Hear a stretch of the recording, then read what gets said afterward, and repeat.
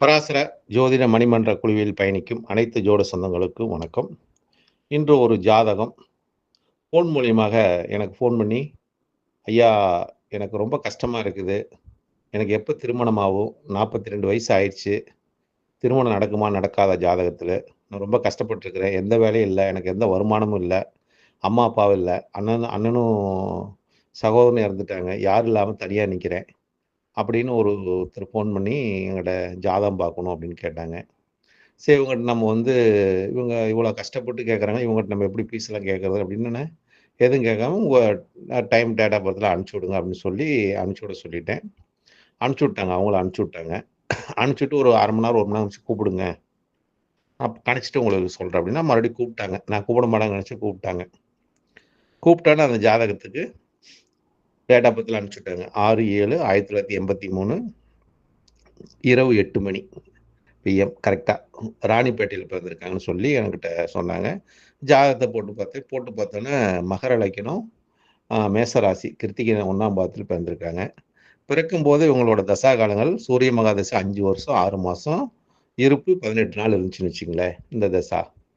அ இவங்க பிறக்கும்போது சூரிய மகாதசையில பிறந்திருக்காங்க. அடுத்து சந்திர மகாதசை, செவ்வாய் தசை, ராகு தசை, குரு தசையில சுய புத்தி, குருவோட புத்தி முடிஞ்சு இப்ப சனி புத்தி ஆரம்பிச்சிருச்சு. இவங்க ஜாதகத்துக்கு சொன்னதெல்லாம் வந்து பார்க்கும்போது, இந்த ஜாதகத்துக்கு இவங்க என்ன திருமணத்துக்கு கேட்டிருக்காங்க. திருமணம் நடக்குமா? இல்ல இவங்களோட வாழ்க்கை பின்னாடி எதிர்காலம் எப்படி இருக்கும்? தொழில் ஏதாச்சும் அமையுமா? அப்படிங்கிற கேள்வி. எடுத்தோனே உங்களுக்கு திருமணத்த பத்தி கேட்டோனே, உங்களுக்கு திருமணம் ஆவறதுக்கு வாய்ப்பு இனிமே இல்லைங்க. உங்க ஜாதகப்படி திருமணத்துக்கு உண்டான யோகமே இல்ல. அமைப்பு இல்ல. உங்க லக்னாதிபதியா வரக்கூடிய கிரகம் 2க்கும் 5க்கும் அந்த 2க்கும் லக்னத்துக்கு அதிபதியா வரக்கூடிய சனி பகவான் கர்மஸ்தானத்துல போய் பாதகாதிபதியோட சாரத்த பெற்றுட்டாரு. அப்போ உங்களுக்கு வந்து பாதகாதிபதி சார்ந்த பெற்றாலும், உங்களுக்கு 4ஆம் இடம் சுகஸ்தானம் கெட்டு போச்சு. உங்களோட ஆசைகள் எதுவும் நிறைவேறாது. அப்ப நீங்க எதிர்பார்ப்பு எதுவும் நடக்காது. அப்படிங்கிற ஒரு தன்மை. சனி பகவான் கர்மஸ்தானம்னால நீங்க எல்லாத்துக்கும் கர்ம செய்ய பிறந்திருக்கிறீங்க. கர்மாவின் பலன அனுபவிச்சுட்டே தீர்க்க வேண்டும் அப்படிங்கிற ஒரு விதி. அப்போ உங்களுக்கு அதாவது நீங்க திருமணம் பண்ணுங்கும்போது உங்களுக்கு உண்டான அந்த தன்மை இருக்குதான்னு பார்த்தா இல்ல. உங்க ஜாதக ரீதியா இல்ல. எப்படி சொல்றேன்னு கேட்டீங்கன்னா, இந்த ஜாதகத்துக்கு மகர லக்கினம், லக்கினத்துக்கு 3ஆம் இடம் வீரியத்த குறிக்கக்கூடிய பாவம்.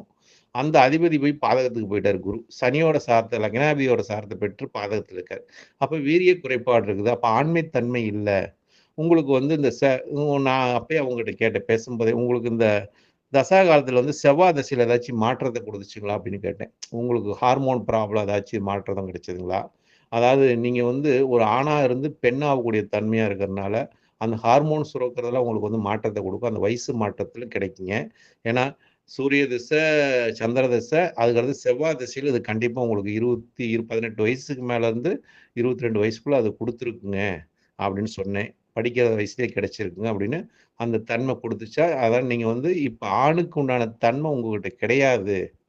ஜாதகத்த பார்க்கும்போது அது இல்லாம இருக்கு. ஆனா உங்களுக்கு திருமணம் பண்ணக்கூடிய யோகம் இல்ல. திருமணம் பண்ணி மத்த பெண்ணோட வாழ்க்கைய நீங்க கெடுத்துற வேண்டாம். அப்படிங்கிற ஒரு கருத்த ஜாதகத்த நான் சொல்லியிருந்தேன்னு வச்சுக்கங்களேன், இந்த ஜாதகத்துக்கு. அப்ப இதுக்கு ஒரு ஒரு தன்மையும் சொல்லியிருந்தேன் நானு. திருமணம் பண்ணக்கூடிய யோகம் இல்ல. உங்களுக்கு சந்நியாச வாழ்க்கைன்னு சொல்லுது ஜாதகத்துல. அப்ப பொது தொடர்பு சார்ந்து தொழில் செஞ்சாங்களும் உங்க சொந்த அதாவது 10ஆம் இடத்துல போய் லக்னாதிபதி உச்சம் பெற்றிருப்பது நல்லது தான். ஆனா, அது பாதகாதிபதி சார்ந்து பெற்றிருப்பது சிறப்பில்ல. உங்களுக்கு வரிசையா நடந்த ராகு திசையும் சிறப்பில்லாத போச்சு. இப்ப ராகு திசைக்கு அடுத்து வந்த குரு திசை பாதகத்துல உட்கார்ந்து திசை நடந்தது.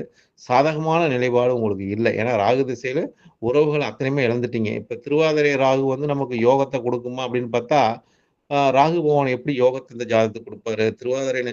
திருவாதிரை ராகு அதாவது மிதுனத்துல இருக்கிற ராகு வந்து சாரத்த பாருங்க. யாரோட சாரம்? அதாவது செவ்வாயோட சாரத்த பெற்றிருக்காரு. அங்க செவ்வாயும், புதனும் இருக்காங்க. அதுல அஸ்தாங்கம் வேற. அதாவது புதனும் அஸ்தாங்கம் பெற்றுச்சு, செவ்வாயும் அஸ்தாங்கம் ஆயிடுச்சு, குரு வக்கரம் ஆயிட்டாரு. அப்ப அந்த ஜாதகத்துக்கு எல்லாம் பலம் இழக்குறாங்க. பலம் இல்ல அப்படிங்கிற ஒரு தன்மை. இப்ப ராகு போய் அங்க இருக்காரு. ராகு தன்மையினால நமக்கு என்ன கிடைக்குது ராகு வந்து 6ஆம் இடத்துல திசை நடந்தா யோகம்னு சொல்றோம். ஆனா, அவருக்கு வந்து யோகத்த குடுக்கல. பாதகாதிபதி சாரத்த பெற்றனால அவருக்கு அந்த யோகம் இல்லாத போச்சு. ராகு திசையில உறவுகளை எல்லாம் இழக்கக்கூடிய ஏன்னா, செவ்வாய் உறவுக்கு அதிபதி. 4ஆம் இடத்துக்கு அதிபதி, 11ஆம் இடத்துக்கு அதிபதி. அப்போ உறவுக்காரன் செவ்வாய், ரத்த வழி உறவெல்லாம் பிரியக்கூடிய தன்மை இந்த ஜாதகத்துக்கு ஏற்பட்டுருச்சு. அப்போ வருங்காலத்துல இவங்களுக்கு எந்த மாரி ஒரு நிலைப்பாட குடுக்கணும், உங்களுக்கு திருமண யோகங்கிறது ஜாதகத்துல இல்ல. அப்ப நீங்க ஆணா இருந்து ஒரு பெண்ணாகக்கூடிய அமைப்புகள் பெண்ணுக்கு உண்டான தன்மை தான் உங்களுக்கு இருக்குது. ஆணுக்கு உண்டான தன்மை இல்ல ஜாதகத்துல. அதனால திருமணம் பண்ற இதெல்லாம் உங்களுக்கு நடக்காது இனிமே. நடக்கிறதுக்கு நடந்தாலும் குழந்தை பெறுவதற்குலாம் அதுக்கு உண்டான வாய்ப்பு இல்ல அப்படின்னு பார்த்தது. அவங்களும் அத ஒத்துக்கிட்டாங்க. என்னோட ஆணுறுப்பே ரொம்ப சின்னதா தான் இருக்குதுங்க. ரொம்ப இதா இருக்குதுங்க. அப்படின்னு அவங்களே சொல்லிட்டாங்க. ஓப்பனா சொல்லிட்டாங்க. அதுக்கு உண்டான தகுதி இல்ல. எனக்கே தெரியுதுங்க. இருந்தாலும் ஜாதக ரீதியா நான் கேட்டுக்கலான்னு கேட்டேன் அப்படின்னு சொல்லி ஓப்பனா சொன்னனால நானும் ஓப்பனா சொல்லிட்டேன் அவங்ககிட்ட. அடுத்ததுனால அடுத்தது இவங்களுக்கு வந்து எதிர்காலம் எப்படி இருக்குன்னு கேட்டாங்க. எதிர்காலம் உங்களுக்கு சன்னியாசி வாழ்க்கை தாங்க. பொதுநல தொடர்ந்து வாழுங்க. ஆன்மீக ரீதியா போங்க. ஆன்மீக ரீதியா பயணிச்சீங்கன்னா உங்களுக்கு நல்லா இருக்கும்.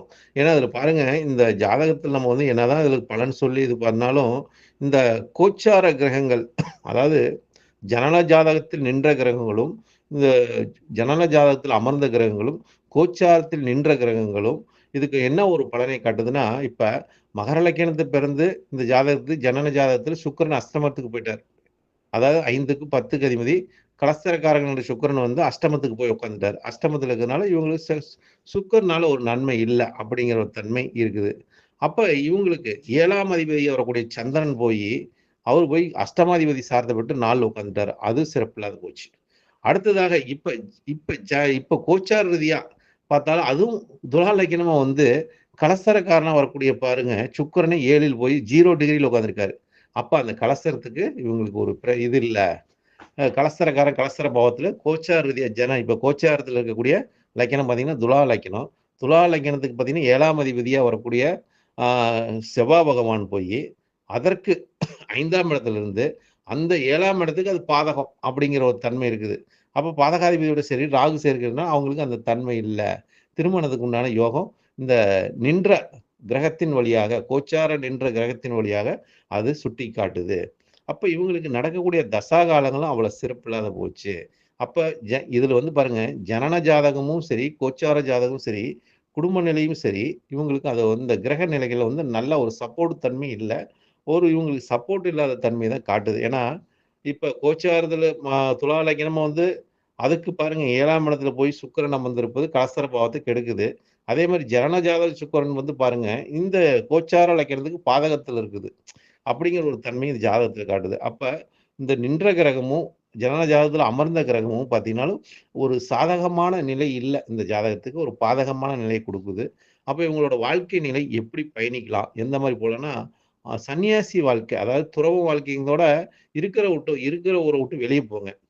வெளிய போயி உங்களோட வாழ்க்கைய அதாவது ஆன்மீகம் சார்ந்து இல்லாட்டி நீங்க ஒரு காவி உடை அணிஞ்சுட்டு கூட நீங்க இருக்கலாம். ஒரு ஒரு துறவம் மாரி இருந்துட்டீங்கன்னா, உங்களோட வாழ்க்கைய தெய்வத்துக்காக அர்ப்பணிச்சு, இல்ல ஒரு ஆசிரமம் ஆரம்பிச்சு, அதுக்கு ஒரு ஒரு ஆன்மீகம் சார்ந்து நீங்க நடந்தீங்கன்னா, அதுலருந்து உங்களுக்கு வந்து ஜெயிக்கலாம். ஏன்னா, பொது நட பொது நடவ பொதுமக்களோட தொடர்புல வந்து இருக்கும்போது, நீங்க சன்னியாசியா இருக்கிறது தான் உங்களுக்கு ஒரு நிலைப்பாட்டை குடுக்கும்.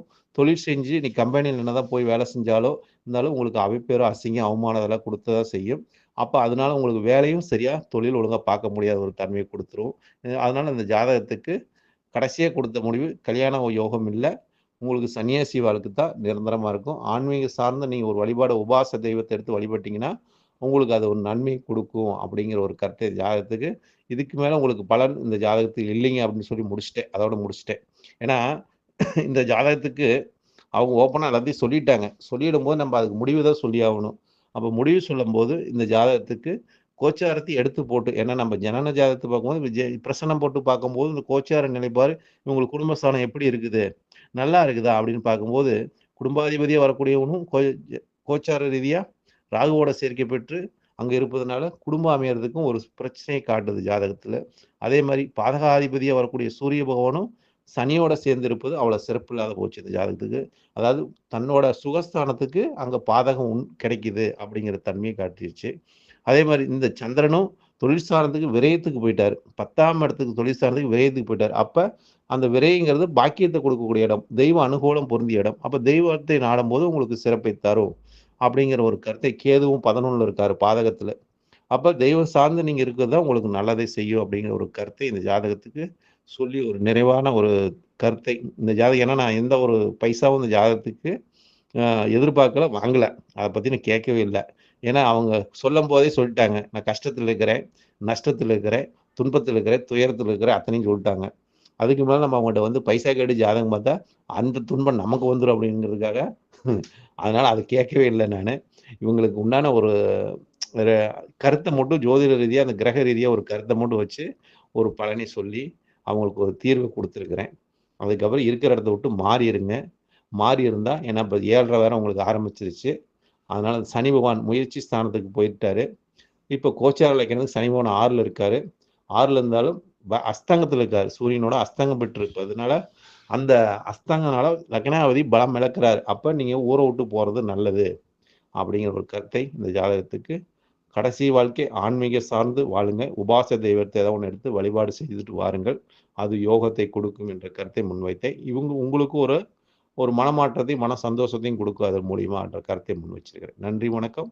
வாழ்க வளமுடன். பரமத்தி வேலுச்சந்திரன்.